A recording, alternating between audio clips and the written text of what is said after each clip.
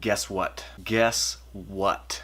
Banggood sent me another product to put in another video. So here it is. It does actually work. But it does travel a huge amount of distance just to come all the way to my house so I can put it in a video just for you guys. So I pulled it out, you know, kind of dissecting it as I took it apart, and there was no broken items in it whatsoever, so we're good there. Alright, so this Xtar Dragon VP4 Plus charger is actually pretty sweet. I've been using it for about a week or so, and I kind of like it. So I'm pretty much just going to show you how it works, and then maybe we'll do a couple of tests. Alright, let's take a look. Alright, so I put it back in the case just so you guys could see what it looks like. You can see that it does come in its own little carrying case, which is kind of cool if you want to carry your battery charger around with you. I don't have a use to carry a battery charger around with me, but I guess if you wanted to take it somewhere, you could. You get a warranty card, a 10th year anniversary card, and your instruction manual. And over here on the right is the actual charger itself. It's pretty massive. It's kind of intimidating, but I guess it's only a charger, right? Alright, so on this side we have a car charger for the cigarette lighter, and we have the actual transformer that plugs into your wall.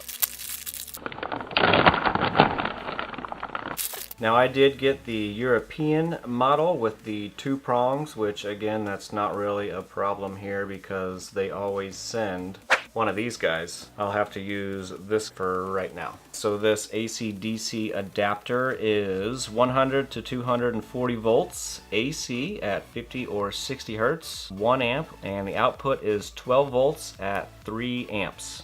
And we also have over here is a set of test cables, and this is USB powered, and this allows you to ohm check each battery and of course test the voltage of each battery as well. And one other thing with this charger, it looks like you can store your batteries just right inside here. So that's kind of a cool feature. I guess if you were going on vacation and whatnot, you have a nice place to put your battery charger and stuff. Alright, so the charger itself really looks amazing. We have a nice big display here, 4 bays, a record and test button, display, and current refresh. Alright, so from the left, which is USB 1, that will check your internal resistance and also check the battery voltage with the probes. The next one over is the 12 volt 3 amp input, and next to that is USB 2, and that is just basically a regular USB output, and it can charge pretty much anything at 2.4 amps. And the next spot over is kind of cool. If you have a 3S LiPo battery, or really any other type of 3S battery, you can plug it in right there and charge it up to 1 amp. I don't have any plugs to actually check this feature, but I might as well go ahead and order some so I can start building some smaller 3S battery packs for other projects. Alright, we'll go ahead and plug it in and see what we got. Alright, so we don't have too much going on here since we don't have any batteries in it, but right here is how you change the current from 2 amps down to 0.5 amps. And I will say that just like a lot of the other chargers, if it does have a high amp output, it's only 2 of the slots, and on here it does actually tell you right down in the slot. You have the options of 0.5, 1 amp, and 2 amp, and that's for 1 and 4. For the 2 centers, it's a half an amp and 1 amp.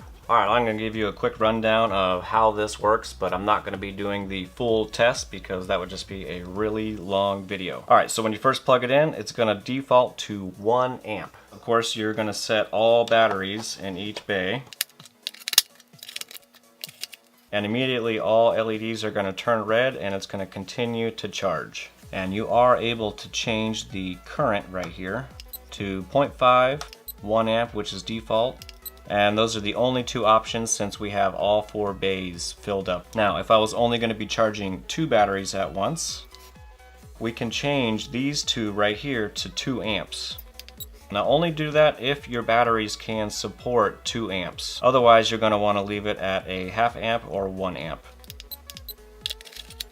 And once your batteries are full charge, all the LEDs are going to turn green. Alright, I'm going to pull all of these out and we'll get on to the next example. And I will say that the spring tension on each one of these battery bays are phenomenal. That's a plus over some of the other chargers I've used. There's also two different ways to discharge or capacity check your batteries. So the first thing you do, obviously, is stick your batteries in there. And these should all be full charge, but just like with any other charger, it's gonna kind of top them off. Hold down the refresh button and it will immediately start discharging and capacity checking your cells. This is only good if you know if all of your batteries are already full charged. If you don't know that, you're not gonna want to use this one. So we're gonna get out of this check here, long press that. Alright, so the very next test, which I typically do, you hold down the record and test button, and since these aren't full charged, it will recharge them and then do the discharge test. So we'll hold that down, and now we're in the test mode, and this also records each test. So this is the capacity check that I would typically do. It is on the test mode, and what that does is it'll recharge each cell, and then it'll do the capacity check by discharging them. The LEDs are going to turn blue, and once it's fully discharged, they will turn red again and it will recharge the cells. And once they are full charged, the LEDs will turn green and display your milliamp hours right here in charging and discharge. And again, you can switch from cells 1 and 4 to 2 and 3. You can change the discharge amps from 0.5 to 1 amp. So we can hit the test button here. And the last test that I did was 7. My discharge capacity was 2299 and 2304, and that's in slots 2 and 3. There it is for 1 and 4. Number 6, 5. Those weren't very good cells, were they? 4, 3, 2, and 1. And then to go back up, you just hit the right button. And that one's going to start discharging, so is that one. So I'm guessing we can only go back about 8 tests. And I know I've done a lot more than 8 tests with this already. Alright, well I'm going to get out of this recording here and just go back to charging, because I'm going to show you one other thing that you can do with this. Alright, so this charger can also charge your phone at the exact same time. So we're able to charge a phone at the exact same time. So another thing that you're supposed to be able to do with this is not only recharge the cells and a phone at the same time, but you should be able to use this as a power bank itself. So I should technically be able to use these cells here to charge my phone. I'm not exactly sure how it says it. It just says with the power not connected. So I'm going to pull the power wire and see what happens. No chargey yet. I don't know if I have to reset these or not, but I'll do that just in case. There we go. Came on already. So now, there you go. We are discharging with the blue LEDs on, and I am charging my phone at the exact same time. And this is a fast charger as well. The USB will output 2.4 amps. So I thought that was pretty cool. So if you're on the go and you are carrying your battery charger in your little case, and you have a bunch of cells with you, you can recharge any other device. Alright, so there you go. So the next test we're going to do is we're going to check some battery voltage, and we're going to check the internal resistance. And it comes with the test probes, and it is USB powered into the back of the charger here. I will say that the wires feel pretty good. I think they're made out of that silicone. They're pretty flexible. And the probes themselves are pretty decent quality. They look kind of like gold plated, and they have springs right here. And the tips of them are kind of, I don't really want to say jagged, but they're jagged. And that will go into the USB on the right.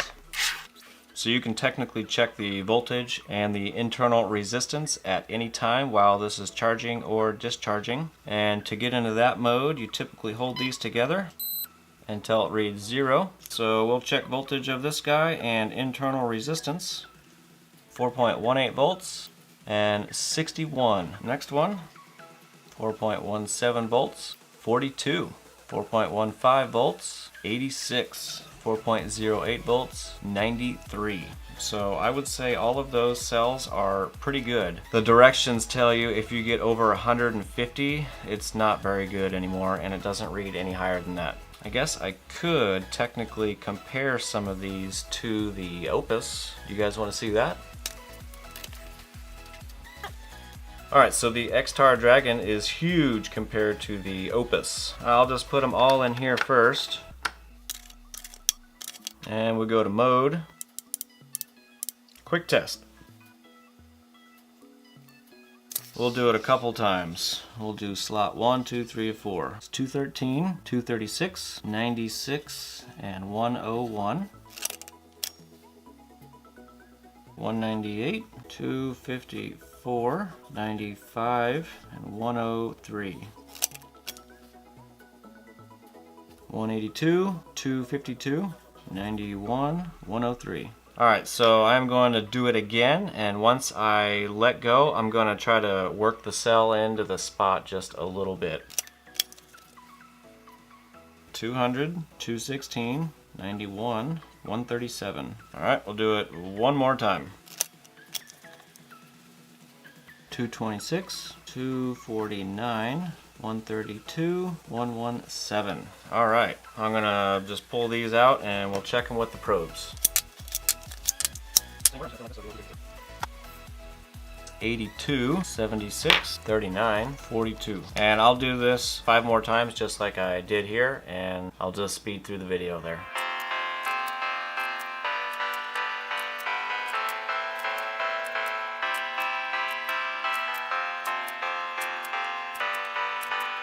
Alright, so for the highest and lowest per slot on the Opus, the lowest was 182 and the highest being 226 for battery 1 and slot 1. Xtar Dragon, the lowest being 82 and 2 of them were 82 and the highest being 89. For slot 2, the lowest was 216 and the highest of 254. The lowest being 76 and the highest being 87, and it also had 2 of them that were 82. Slot 3, lowest was 91, and it hit that twice, and the highest was 132. Battery 3, the lowest being 39, which it had 2 of, and the highest being 42. Slot 4, the lowest being 101, and the highest being 137, and it also hit 103 twice on that one. And battery 4, the lowest being 42 and the high was 53. I don't have any other way to check internal resistance. All I have is these 2 chargers to go by, but I'm going to go ahead and say that the Xtar Dragon does a little bit better job at checking internal resistance. The numbers were a little closer, but I think we might have already known that with the Opus that it doesn't do a very good job, and it just really depends on the connection, which I tried to do for at least 2 or 3 of the tests in the Opus. Now once you are in the internal resistance or voltage measurement area, it will stay in this screen for up to 10 minutes. And you can't get out of it by pressing any of the buttons. And what you can do is just wait the full 10 minutes, or what I usually do is just unplug it. And that'll bring it right back up to the main screen. Alright, so there was one other thing that I was going to let you know of, is if for some reason you damage the power wire out of the Xtar Dragon, you can use the exact same one as the Opus. And the Opus, again, is a 12 volt, 3 amp power supply, and so is the Xtar Dragon, 12 volt, 3 amp output.